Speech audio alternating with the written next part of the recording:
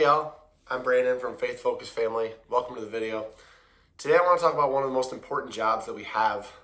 One of the most important jobs and the most difficult jobs, I should say, that I think we have. And that's to be a parent. I know a lot of us want to be more present. That's probably why you clicked on this video. You want to be a more present parent. You feel like maybe you're disconnected from your kids. Depending on what age they are, that could be a little bit easier and a little bit more difficult. But I want to break down some tips today on ways you can be a more present parent with your kids and ultimately have a better relationship with them. The first one's pretty obvious, but I'm going to say it right off the top, and that's to actually be present. I know for me, I fall into the distractions of so many different things. And even though I'm with my kids in the room, I'm not actually with my kids, if that makes sense. I have calls pulling me away. I have my phone pulling me away. I have other activities. I have a sports game on. I have all these different things going on, pulling me in a million different directions. So rather than doing that, I more importantly make time with my kids to spend time with my kids, where I'm disconnected from all those distractions. Sure, my son and I can watch a sports game together. Sure, my daughter and I can do something together that maybe isn't us communicating, but ultimately she knows that she or he knows that they're the most important people to me in that moment. And your son or daughter needs to feel that same way too. So when you're present, make sure that you're present.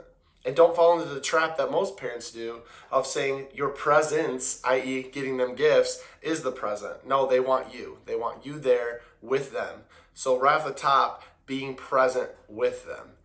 Number two is taking interest in what they are interested in.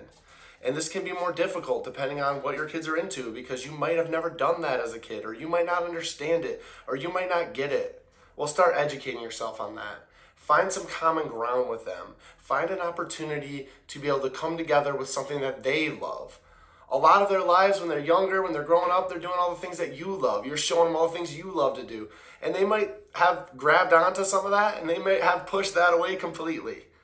But now it's an opportunity to focus on what they like, what they're interested in, and go take a vested interest in that. So if you don't understand it, go Google it, go look it up, go figure out ways, go watch a YouTube video, find out ways that you can be interested in the things they're interested in, and you'll so quickly find that common ground. And lastly, it's just to let them know that they're important to you. By doing the first two things, you'll automatically know that, but ultimately speaking those words, vocalizing to them that a relationship with them is important to you, that you appreciate the time that you're with them, that you enjoy the time together, and that it's important to you. I get it, y'all. This world is so distracting. Again, there's so many things pulling us in so many different directions. But the most important thing, is it that thing you're working on? Is it that work call? Is it checking the sports scores on your phone? Is it looking at TikTok or YouTube a little bit more?